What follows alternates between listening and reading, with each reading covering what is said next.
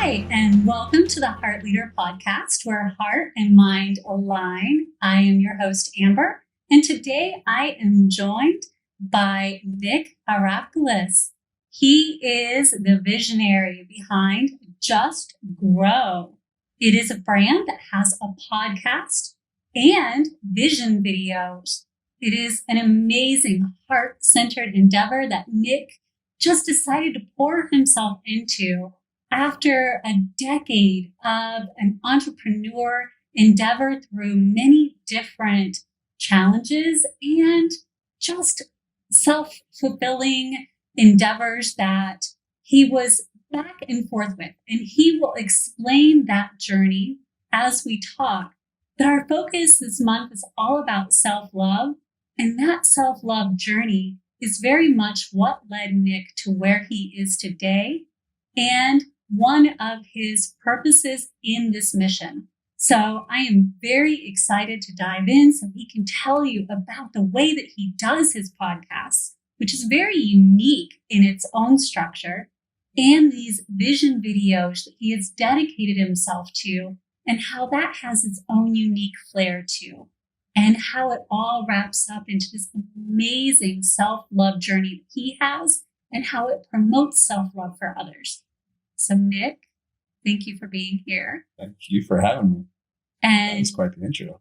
Oh, well, you're quite the person. So it's awesome to have you here so you can, one, share your own self-love journey, because there's so much that we learn from each other when we talk about the journeys that we've taken, but also what you're doing now with all that you've learned, and how that's helping to uplift other people on their journeys. So let's start with where you are now. Like, what is the podcast that you're doing and these vision videos that are around Just Grow? And what does Just Grow even mean? Yeah. Oh man, it's quite a story for sure. But I figure I would kind of chime in on what you're saying about self-love, because I think, in all honesty, it really stems from that. And I've already learned so much from you guys, and just having you guys on my podcast and you talking about love and self-love. And it was interesting because I did a breathwork session with a good buddy of mine last week. And that was one of my big realizations, is that like, once you love yourself, that's all that really matters. Because what I believe is that once you truly believe in yourself, that's when you can have and be anything and everything you want. And self-belief comes from self-love. So, Just Grow, it's a podcast that I started just over a year ago.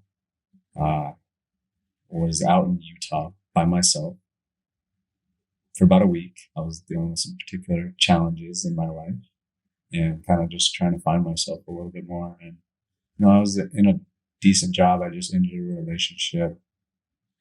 And yeah, I was just kind of open to whatever the next steps were, whatever that exactly meant. And I was on top of a mountain. It was the last day. I was having this really cool conversation with this guy who's an optometrist from South Africa.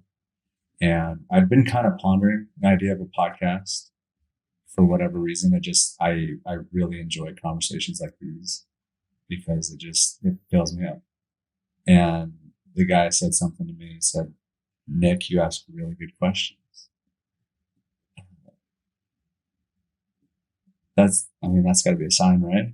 Mm-hmm. So then I was like, all right, I guess I'll start a podcast. And then I decided I want to do it unique. I want to do it different, because in my perspective, coming from the marketing space, I know that people's attention is getting smaller and smaller every day.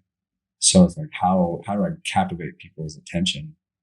How do I actually get them to listen to my message? Because I have a good network and I have a lot of cool people that I can interview, but how do I make sure that people are actually listening to it? So I decided to do it with an event. So I'd never really heard about this before, but I just decided, sounds cool. I got a lot of cool friends. It was my birthday coming up. So I was like, all right, podcast party. And I didn't know if anyone would come, but we sent out a bunch of messages and didn't really have a planner. I was just like, I don't know, maybe people will come, maybe they won't. We made a little flyer. And a week after I made the decision, we had about 70 people in that room. And it was just down in where we did our podcast. And yeah, then it just started gaining traction without ever realizing what this was actually going to be. It was just an idea I had on top of a mountain. Started having some really good conversations. People seemed to be buying into it. And now people are just constantly, got a lot of people coming and saying, "Oh, this is amazing." And I'm just like, I just started because I love having conversations. And now we've kind of built it into more of an actual brand and a company. And it's cool to see the growth over a year. Because, yeah, I didn't really know what to expect, but it's definitely fulfilled me. And I feel very much in purpose and in alignment with this, more so than anything I ever have. This episode of the Heart Leader podcast was brought to you by Stephen Douglas. Stephen Douglas is one of the nation's leading boutique search and interim resources firms and has been recognized as a leader in identifying and providing access to top talent for clients since 1984. Whether it's a company preparing to go to the next level or a candidate looking for better opportunities, Stephen Douglas keeps the focus on the needs of the people they serve. They specialize in connecting the right talent to a company's needs, while also understanding what the market demands. To learn more about this amazing organization, visit them at stephendouglas.com. And I know when we were talking, you mentioned that it was more like you were led to it. It wasn't as though you sat down and you wrote out a business plan and you had all of these typical entrepreneur type thoughts that went into creating this brand that you've created around Just Grow. It was more your heart just guided you into it, and you allowed it to unfold from within you, which seems so fitting for the brand. I mean, the whole point is Just Grow, right? Allow yourself to open up and follow your heart and follow where you feel yourself being led and guided. And so you're being the example for the very thing that you're showing to others. And for me, that's highly inspiring because it's not as though we can say, hey, be loving to yourself, but I'm not doing the very same thing. You are the example for what you're doing. And that's amazing. Well, thank you for that. Thank you for that acknowledgement. Yeah, it's been quite a journey, and I would say that I've been through a particular set of challenges over the last few years. And, it's just, I don't know, after interviewing so many people now, it's just like, I feel like I get a really good understanding for people as a whole. I feel like I understand people a lot deeper than most people do. And even continue to work on these videos now, I get to understand people. And I realize that no matter how much people flaunt how great they're doing, everyone has their challenges. And so kind of another reason why this started was because when I went through a particular challenge, I tore my pectoral tendon. It was like a freak accident in the gym, but ultimately started this whole journey of actually opening up my heart. And I had started listening to a podcast by this musician that I followed. And I never really listened to podcasts before. For whatever reason, I'm just not a fan of them. I'd rather read books. But since I like this guy, I decided to listen to his, and it just gave me so much perspective.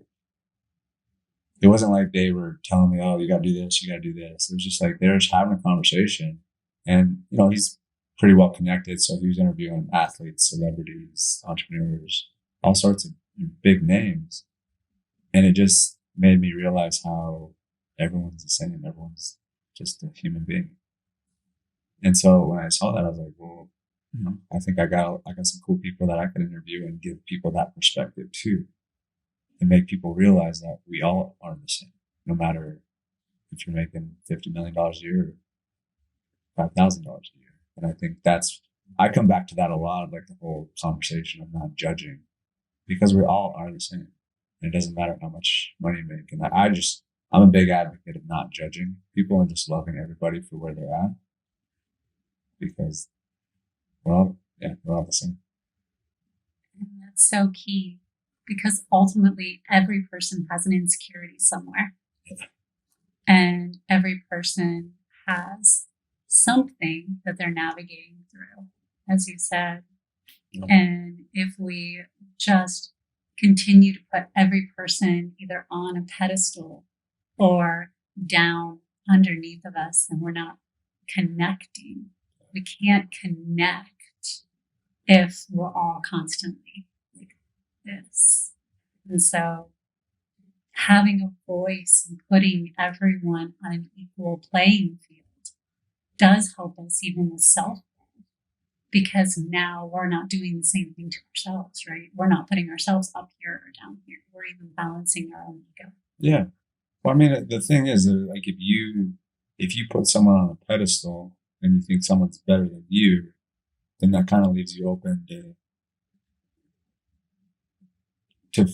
I guess what I'm saying is that I always come back to this: is like, if you're judging other people, whether that's good or bad, it ultimately means that you're judging yourself, because everything comes from within, right? So I just think it's silly to judge people, because it's like, it's making me feel worse about myself, because, like, okay, yeah, I don't know, it just doesn't make too much sense to me, because I think it always comes back to you. And it's interesting because I've asked people that question. I'm like, because I get some backlash on this one, and I say that everyone's doing the best they can. And some people disagree with me on that. And I'm like, why do you say that? And it's funny because without even like trying to do it, I just have this kind of way about me now where I can kind of dig into people and without them realizing it. And then by the end of the conversation, they're like, oh man. But basically, it was interesting because a person I went on a hike with, about a month ago, she was saying, I don't think everyone is doing the best they can. And by the end of it, she's like, oh, I don't think everyone else is doing the best they can, because I don't think I'm doing the best. So it's just like, it just continues to open my mind even more about, like, everything comes back to you. And so that's why I really believe in that whole idea of non-judgment. Yeah. So what part do you feel that plays in self-love then? How does that wrap up to tools or techniques that you've even used for yourself in your self-love journey? Yeah, I mean, well, I think you could even trade and replace judgment with the word love, right?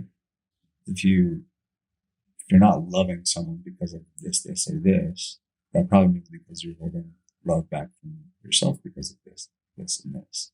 But if you genuinely just love people for exactly who they are, where they're at, then it comes back. And yeah, I think it's been a journey for me for sure. And I'm still on that journey of continuing to love myself. And because, in the entrepreneurial world, you're praised for hustle, no sleep, grind, sleep when I die, that kind of mentality. But it's like, it's not healthy, Or sustainable. Right. At all. That's a good point. Like, it's not sustainable. Right. You can post those type of Instagram captions for a little bit, but it's just like, it's not gonna keep going forever. So yeah, I think it's striking the balance of, in my opinion, it's striking the balance of, like, having that direction, going after what you want, but also enjoying every step of the process and loving yourself through every step of the process too, because you're not going to be perfect. And it's funny because, like, I grew up an athlete as well, and I was, I pride myself on discipline. And so it's like, I would beat myself up a lot when things wouldn't go right. And I've done that from a young age. Like in baseball, when I'd strike out, I get so upset with myself. And it's interesting because I've even had, in baseball, but even since in the entrepreneur world and in just different programs and stuff that I've gone through, I've gotten that feedback so much. And they said, if you were just a little bit nicer to yourself, you would probably be way further than you are right now, which is kind of an interesting paradox, because it's like, I want this, I'm going after this, but the thing that's holding me back is me not loving myself. So the more you love yourself, it's actually allowing you to get to where you want to go quicker. Yeah. But we're not really taught that, in all honesty, either. And not because our parents didn't care to do it or any of those types of things. I just personally have found from my own experience coming in and through this world that it's not something that's front of mind. We actually feel judgment from others. And so we start to judge ourselves, or maybe it comes from the inside first, but it just kind of all starts. So then it has to be a proactive move from the inside to stop that cycle and really catch ourselves. And I don't know that we're all mindful that we're even doing it. But if we look at media or we look at the things that are outside of us, fear sells. We were talking about this too, right? The fact that you don't feel good enough actually sells products. It's how the beauty market sells products. It's how most things sell products. So there's that negative brain bias that we hold for ourselves actually sells things. So then we have to be the ones to shift that from the inside. And I think that's where your vision videos are really key. Because if we're going to be fed that we're not good enough from one direction, we have to have a means to feed ourselves something different to create a positive brain bias from the other side. So can you talk about your vision videos and what that's about and how it can help? Yeah, for sure. And I'm glad that you brought it up because it is something I'm really passionate about. And it just kind of like all of a sudden it was another crazy idea just out of nowhere. But, I've been a big fan of visualizing and just like seeing things before they actually happen. I'll close my eyes and I'll think about it. And when I played baseball, I had this really interesting, unique story because I really started getting into visualization. It was my sophomore year of college. I was at a junior college, and I wanted to play Division One. So I was really just doing everything I could to have the best year I possibly could. And so visualizing was one of those things, and it was crazy because I literally imagined exactly what was going to happen. I imagined I was going to be the last batter in the last inning, first pitch. I was going to hit a home run off the 7 on the scoreboard. I don't know exactly why that came to me, but it did. And I just like the whole game, I was just like, when I would come into the dugout, I would see that, visualize it, and I would like get chills. And I was like, I knew it was going to happen. And sure enough, like the whole game, back and forth, like boom, the exact situation, the exact setting came up, and I'm like, this is wild. And I stepped over the plate, and the pitcher started his windup, and I got chills down my back. I was like, I knew it was going to happen. And all of a sudden, just boom, hit it, rocket off the 7 on the scoreboard, and I'm running around the bases. And I mean, the crowd was going wild for sure. And it was just like a really cool experience because that's one of the coolest things ever on a baseball field is to hit a walk-off home run. And it was pretty rare and unique for our particular situation. So it was really exciting. But I remember to this day, like I remember like rounding first and second. I'm like, what just happened? Because this is far beyond like a baseball game right now.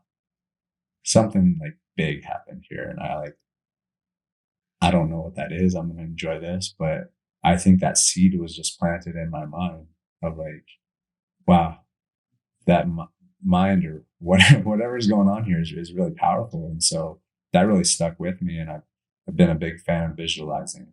And so that's kind of where this came from. Because after I did my first podcast event, one of my friends sent me a video that it was this guy walking out on the stage doing a live podcast in front of about like 3,000 people. And I saw that. I got chills when I saw it. That's what I want. I want to start throwing bigger events and, doing that. And so then I downloaded the video and I put my branding on top of it just to make it a little bit more real. And then somehow I showed my friend and he said something about like, oh, that's probably not the only thing that you want, right? And for whatever reason, like that just sparked it. And I'm like, vision boards, but turn them into videos to make them more real. Because what I see the challenge, because I've had a lot of like, even though I've had like some of those really cool experiences, I feel like I've had challenges with visualizing because it doesn't sustain for me. And I'm like, why is that? And how can I create something that can help me actually fulfill the things that I really want to do?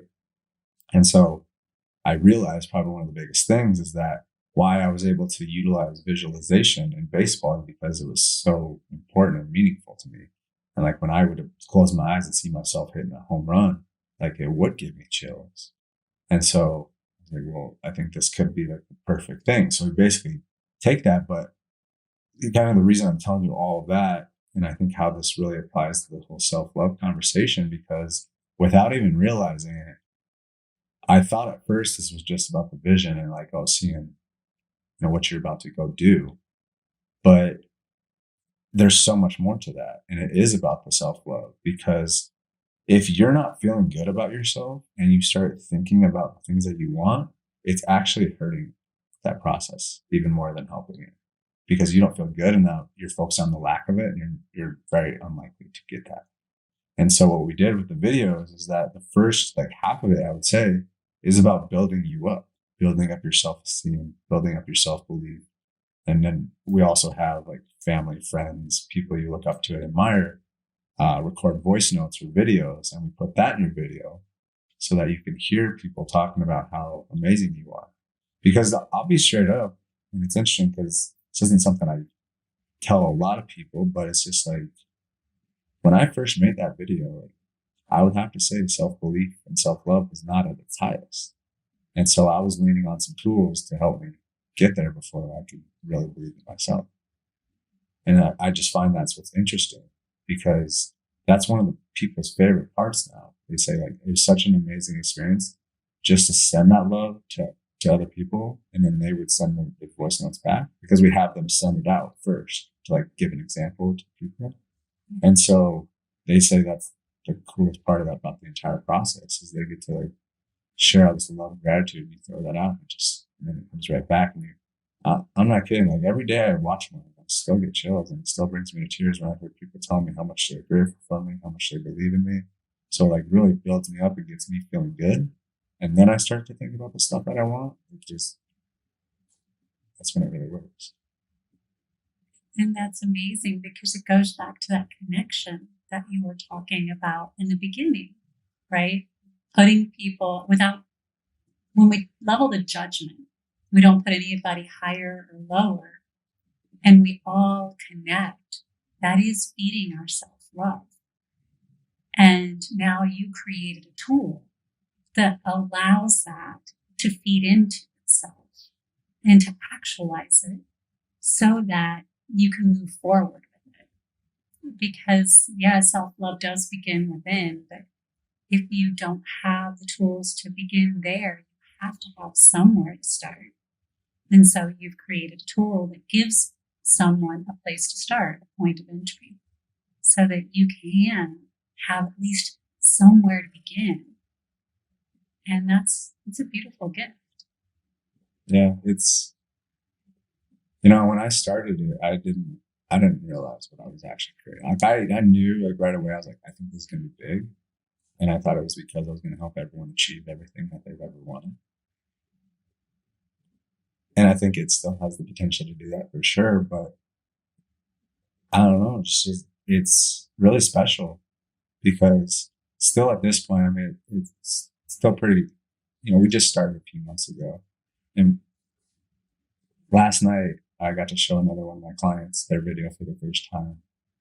And I'm all about experience and making sure that like people really enjoy the whole process, no matter what I'm doing, whether it's with the podcast or with the videos or anything. Really, I'm big on experience. How do I make people feel special and heard and seen, so they love it? All right, that's the big ethos for me. And so what I do, I can't promise I'm going to keep on doing this forever, but I bring my clients into my house, and we set a nice little vibe, light some incense, and then show their video on the big screen and have it loud sound, and have them lay down on the nice comfy couch. But I just realized again last night, in a matter of minutes, my client was just in absolute tears watching all of this, and like reminding her of how amazing she is, all the challenges that she's overcome, and all the people telling her how great she is, and just like really, really building her up. And I just think, again, coming back to the podcast, I think so many people need that, because I've understood, like, I don't care how successful you've been financially. No one acknowledges themselves enough. because that's something I've realized, and I really do my best to acknowledge people as much as I possibly can because I know this and I want to. But it's like an acknowledgement to it, and because even I interviewed a guy that was just it's crazy some of the stuff he's doing on a business stance, and he would say something. He said something, and I was like, "That's amazing! Like, do you realize how incredible that is?" He's like, well, it's just kind of normal now. And so I guess that's kind of where all this came from too. Just maybe even more subconsciously, like how do I help acknowledge people more because we need that. And I think it was interesting too because like I had a pretty darn good upbringing. I got a lot of love in my family, great parents, and I know that not a lot of people have that. And so it's interesting because I think about that like if I with that type of upbringing, and I still have my challenges with self love and self belief and all that. Imagine what everyone else is going through. So that's where this comes from is like really wanting to help people really see themselves and acknowledge themselves and remind them of how special and great they are because we all lose sight of it. Especially I think that the harder your upbringing was, the harder it is to really see that for yourself. I agree. And science confirms that. That's where I always go back to because we feel it, we know it, but sometimes logically it's hard for us to say, why do I feel this way? And scientifically, we've proven that there's a negative brain bias. We learn and retain far more from negativity than we do positivity because we were at one point in time struggling for our lives. And so we needed that. Now we don't need to do that, but we haven't let go of that brain bias. So we have to actually mentally pay attention and reprogram our brains with a positive brain bias. And that's where all of these mindfulness approaches, and we have to really focus in order to do that. But it is possible. And tools like what you're creating are the very thing that can help us move from that innate instinctual negative brain bias to a more positive, connected, uplifting, positive brain bias. And so what you're creating absolutely can change and make a huge difference in the entire human collective, I would say. Yeah. Even from a scientific standpoint. Yeah. And it's interesting because that's kind of where it stemmed, where it came from. Like I'm not a neuroscientist by any means, but I followed this guy Andrew Huberman, and he talked about gratitude and what's based on neuroscience. What is the best gratitude practice? And he said that it's hearing gratitude towards you consistently instead of just like oh I'm grateful for my like hearing other people say that's basically what he said. So I was like okay, well let's throw some voice notes in from other people. And that's where that came from. And then I was like, I took it to next step. I was like, okay, that's a gratitude practice. I would imagine it helps and works with belief levels too. So hearing other people say why they believe in you can help you get to that point where you start believing in yourself more. I even listened to a podcast yesterday it was, and a guy named Russ, a music artist, very popular these days, and he talked about why it's so important to have at least one person in your life that believes in you more than you believe in yourself. Sometimes we need that. A lot of times. A lot of times. Need someone there. Yeah. We all need a cheerleader. Right. And so, yeah, it's very important. So if someone was interested in this tool, how do they find it? How do they get a hold of you? How can they engage in this type of a vision video? Yeah. Probably the best thing is just go to our website, justgrowvisions.com. It's pretty proud that we put that together because this was like the first time. Like, even in the last few months, I feel like I've just been like pushing my comfort zone so much for the first time because I know how to build like websites and funnels and stuff like that, but for the first time, I'm like, all right, time to like step up and act like a real business owner and CEO. And I hired someone to do it, and so she did an amazing job. and she just put together this incredible video, or just webpage. So we have like all the information on there. And what's cool too, and this is why I'm really grateful for all the people that are in my life that just see the vision of this and support it. Because like one of my clients, he recorded a 40-minute video explaining why these are so powerful from a scientific level, talking about beliefs, paradigms, thoughts, like everything that goes into changing your neural pathways. And so we put that on the page as well, because I think it's really important to understand why this is powerful. Because it's interesting, like some people see it and they're like, okay, that's cool, but like I'm not there yet. I don't have all those things. And so really doing my best to like communicate to people, like no matter where you're at, like this can truly help. And what I've found too is that, it's a lot of with the actual things that you want to achieve and become. What's really powerful is just setting that intention. Like sometimes you don't even necessarily need to remind yourself of it every day, but just the fact that you do set the intention. Like one of our clients, he said he wanted to attract in a mentor, and he never really got clear about that. And in a matter of a month, came right in. And I think that's powerful things. Like just decide what's the things that you want, build yourself up, and then just decide on things that you want. Because I think that this has been something I've really thought on, is that, people will say, well, I'm not getting what I want because I don't know what I want. And I think that's a cop out. And I'm not pointing any fingers because that was me. But it's like, it's easy to say that. Oh, I don't know. I'm not getting that because I don't know. Well, why don't we decide? What do you want? And then if that is, when you get that, it's not what you want, then okay, let's change it. But at least decide and make a decision and make the intention that you're going to do it. That's exactly it. Yeah. You can choose again. Yeah. It's not a life sentence. Exactly. It's like going to the grocery store. Fine. Like choose one meal to make, and if you don't like it, you make it, you don't like it, you go back to the grocery store and pick something else, And that's what us silly humans, like we build up these things so much in our heads thinking that like it's so serious. But like when we actually get those thoughts out and like kind of talk about it and express, and that's again why I love doing the podcasting, because like the things that I'm like freaking out about in my mind, and I just start talking about them, and I just realize how ridiculous I am. Yeah. And we put more pressure on ourselves than I feel anyone outside of ourselves so much ever puts on us.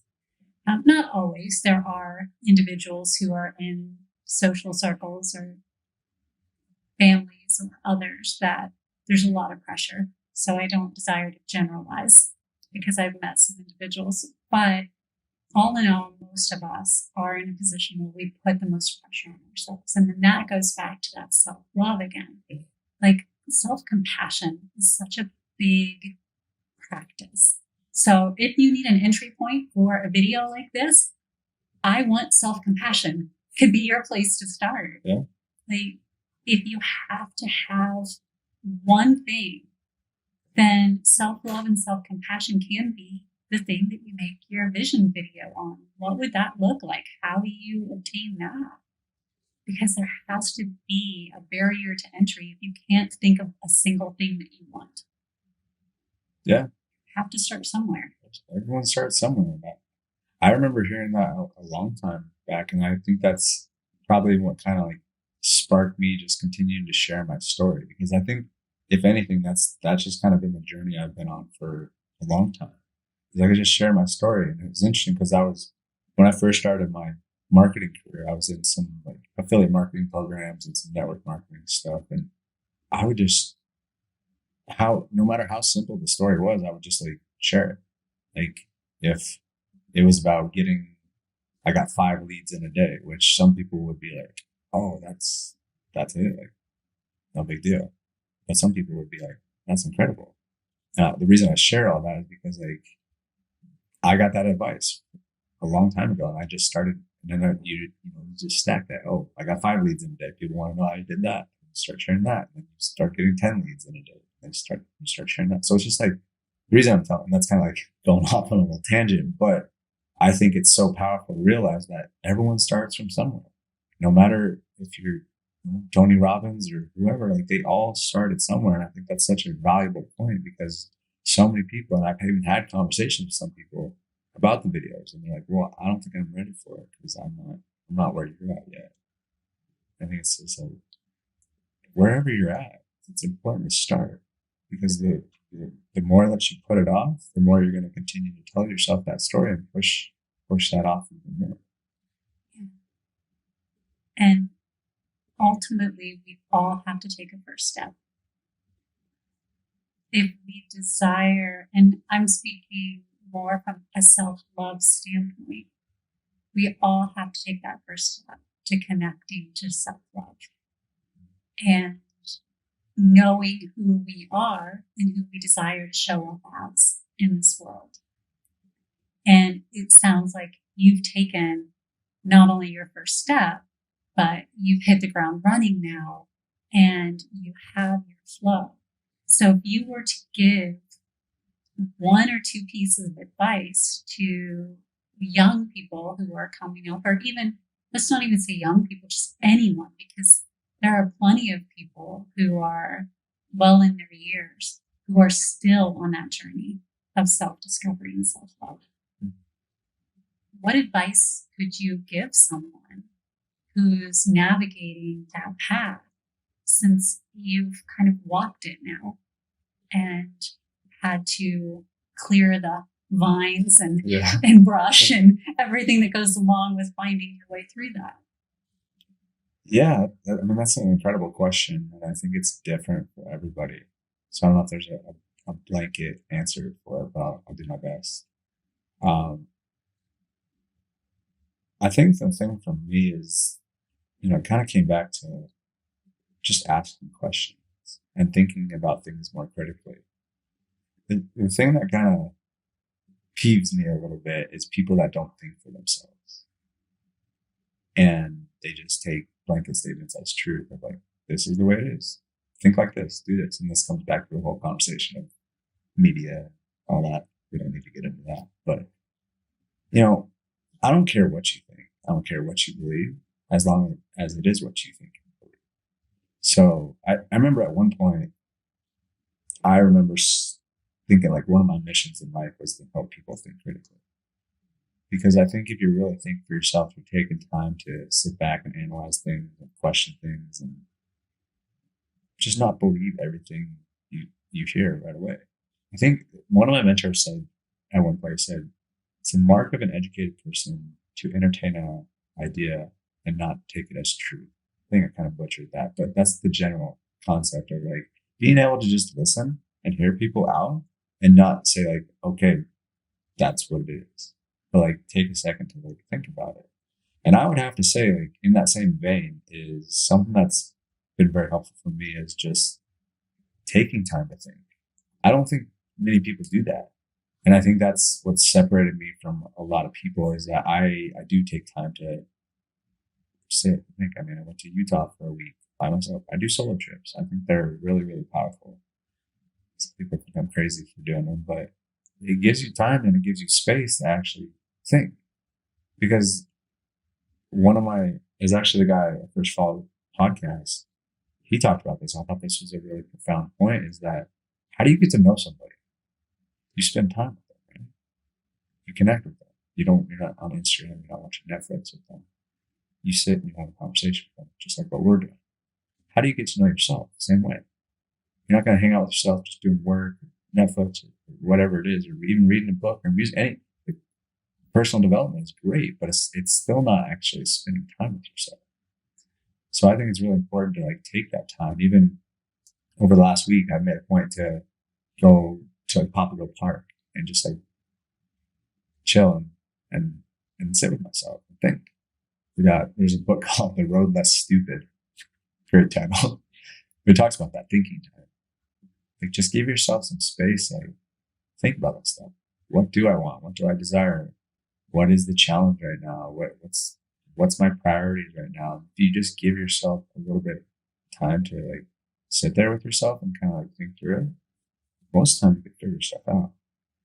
I've just really noticed that because even even today, I was kind of thinking like some of the sales stuff that I've been doing hasn't been performing as well as I wanted to. And I'm like, why is this? I'm like, well, maybe I should sit down and like think about this a little bit instead of just like going and doing. And I think it helped immensely that I just slowed down a little bit, took a second to think, and then the answers started coming. That's awesome. So in many ways, that's an active meditation. You're not sitting with your eyes closed, and which is a beautiful form of meditation. But there's another way to connect within that doesn't require that type of meditation, which I know now there are many people who are shying away from that form because they don't feel that they can get to that point yet. So they're too busy doing to suddenly shift everything off and just sit in that type of a meditative state. So what you're offering is that middle ground, what you were talking about with the video, right? Just choose one entry point. What you're explaining is an entry point into meditation where there's kind of that median. You don't have to sit in meditation with your eyes closed to be with yourself. You can just sit and ask yourself questions about what's important to you and what you need to do. And then that connects you with yourself to know yourself and then to love yourself. I think another really powerful piece that I definitely want to make sure we hit on is journaling and reflecting and writing things down. And on top of that is actually going back to all the journal entries and like think about where I was. Like, oh, that's what I was thinking. But because the cool thing is about journaling and going back to those is like when you're writing stuff, you're usually in an emotional state where you're processing a lot of this stuff. But then you go back to that a couple weeks later, months later, even years later, and you're like, oh, wow, that's where I was. You kind of look at things from a more objective standpoint. And so you're not so much like in it, you're kind of like above it.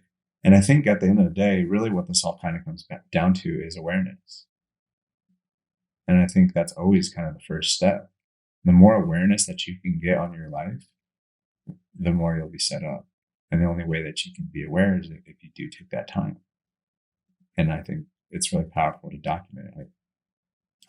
And it's funny how I've transitioned a lot in my life because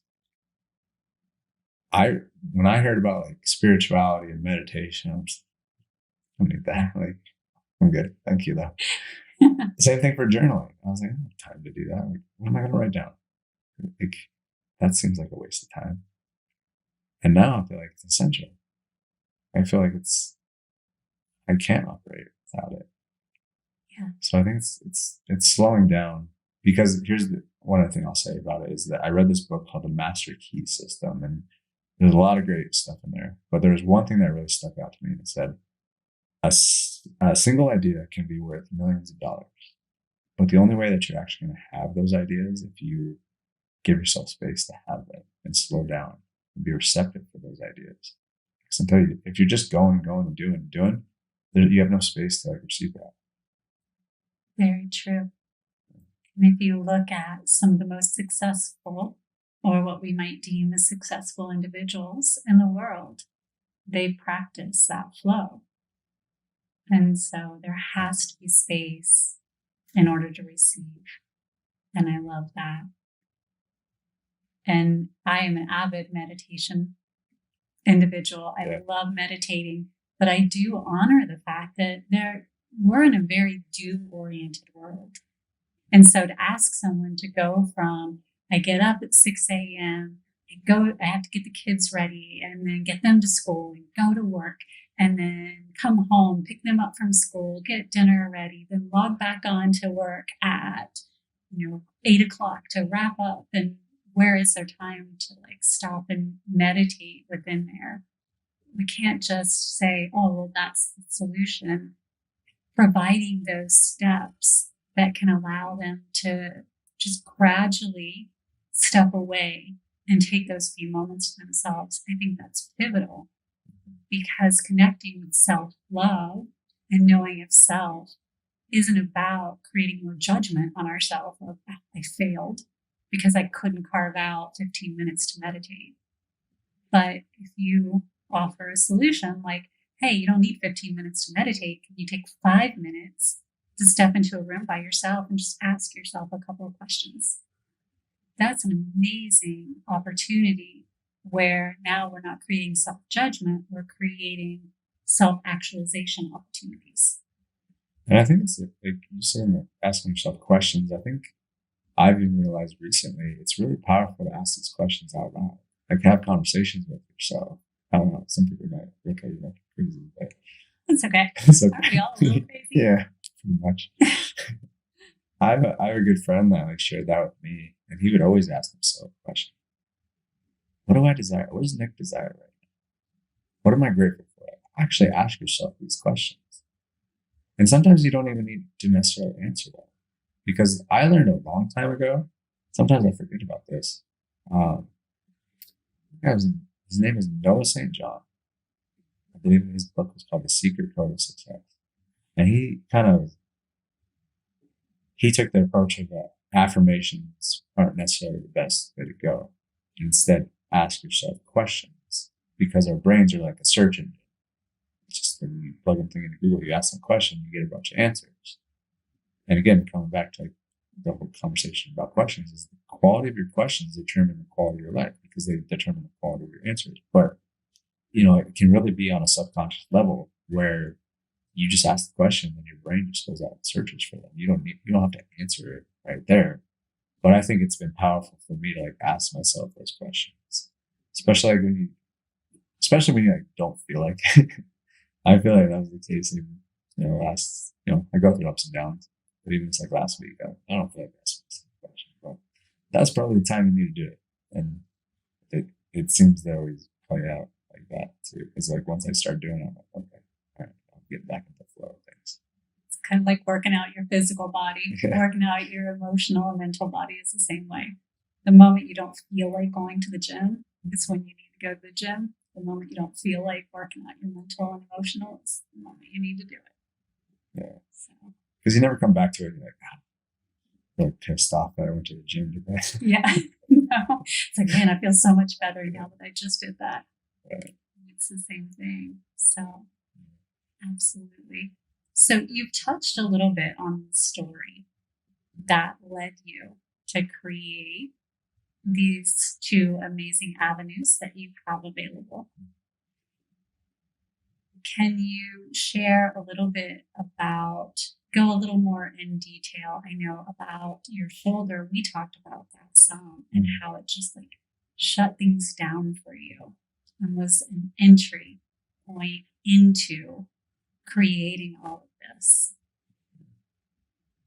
What did that do to you and for you? Because a lot of people would have just shut down and been angry at the world. How did you handle that differently? Well, the thing I'll say is, and I come back to this all the time, is that I'm so, so grateful for my mom, because she's the one I don't know what I'd do without her. Like, she's the one that's constantly pulling me out of the rough. She just has this ability to do it in the most loving way. So I would probably have to give like 98% credit to her. Because I was kind of in that mindset. To even give a little bit more context to the shoulder injury, it actually happened pretty shortly after a really challenging breakup, like really one of my first breakups. And for the first time, I was like experiencing real heartbreak. And I think that was kind of the catalyst, is that like I finally, like heart kind of cracked open, even though it like didn't feel good. It was finally like, boom, it opened. So that's a big component of it. And it's interesting because I heard someone say, if you're lucky, you'll experience heartbreak. And I heard that, I was like, oh. And it doesn't feel good at the time at all. Like, I don't wish upon anybody that has to go through heartbreak. It sucks. But I'd have to say that like every time I've had a challenging breakup, it usually propels me to a whole nother level in so many different ways and allows me to open up my heart more and have a bigger heart and have more compassion and understanding for people. And so it's like this duality of like, the further you go into the dark, the further you go into the light. So yes, I felt like shutting down. I really did. And I kind of did for a little bit. Because the thing that I said right after, so the shoulder injury happened, it's like a freak accident in the gym. But it's interesting because I finally opened up about having these challenges to my mom while we were driving to the gym. I was visiting them in Colorado and finally just like broke down, just pouring tears. And I explained like nothing's going good at all. And then we went to the gym and I like felt almost this sense of like relief by like letting those emotions out. And then I felt a little bit more aggressive in the gym. So I put on more weight. It wasn't ridiculous. I still stand by the fact that I wasn't being careless in the gym, but I put on a little extra weight. I did flat bench instead of incline, which I didn't normally do, but I was lifting and literally like my last rep, my last set, I go to put it back up and it just falls right back on. And it's excruciating pain. And then I finally got someone who can help me to get the weight back up.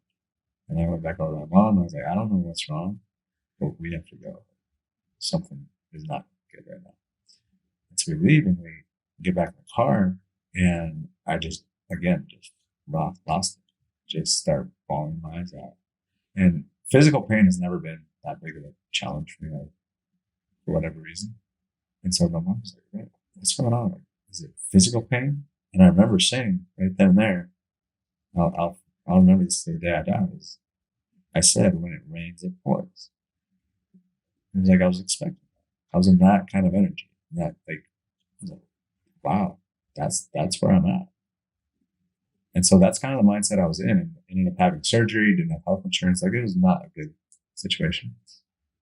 And even after that, I was still like just having, I did surgery and had my sling on. I was sleeping on a recliner. And this one night, I just had a particularly bad attitude. And my mom finally just sat me down and said, what are you doing? Is this helping? Is this serving you? Do you want to keep doing this or do you want to like actually get it together?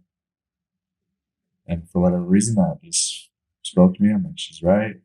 Next day, I woke up really early, got to work, started reading books, visualizing, meditating, probably more meditation. Started actually like really diving into a more of a spiritual practice for whatever reason. I think this whole thing is a very, I would say like a spiritual awakening.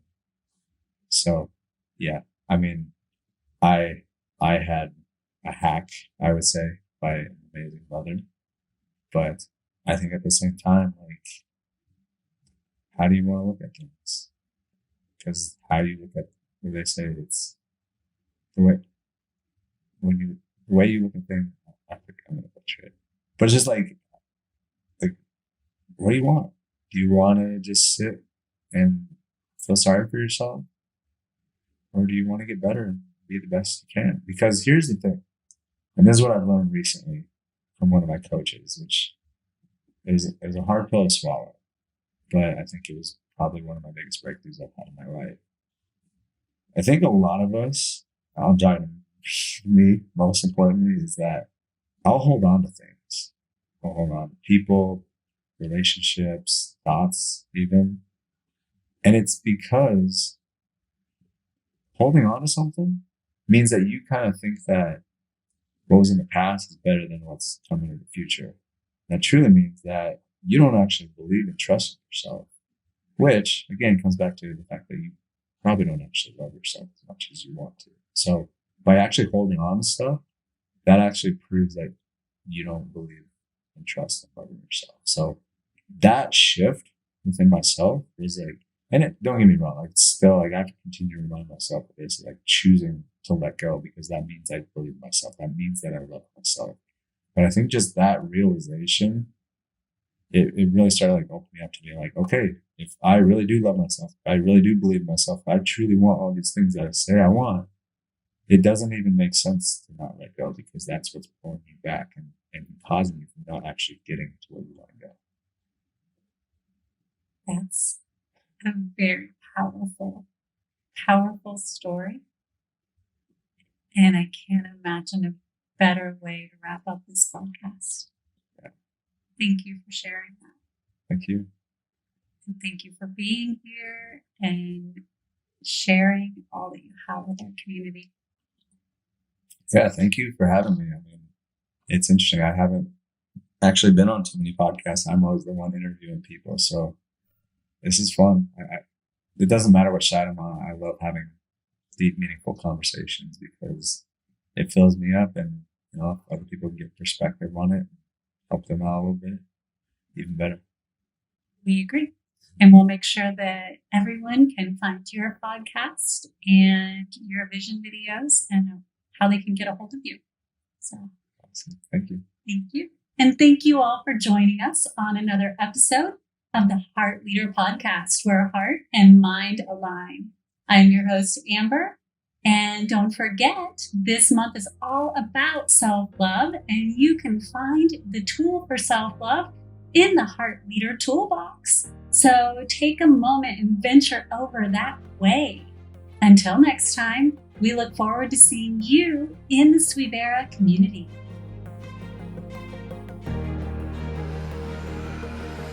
You've been listening to the Heart Leader Podcast with your host, Amber, where heart and mind align.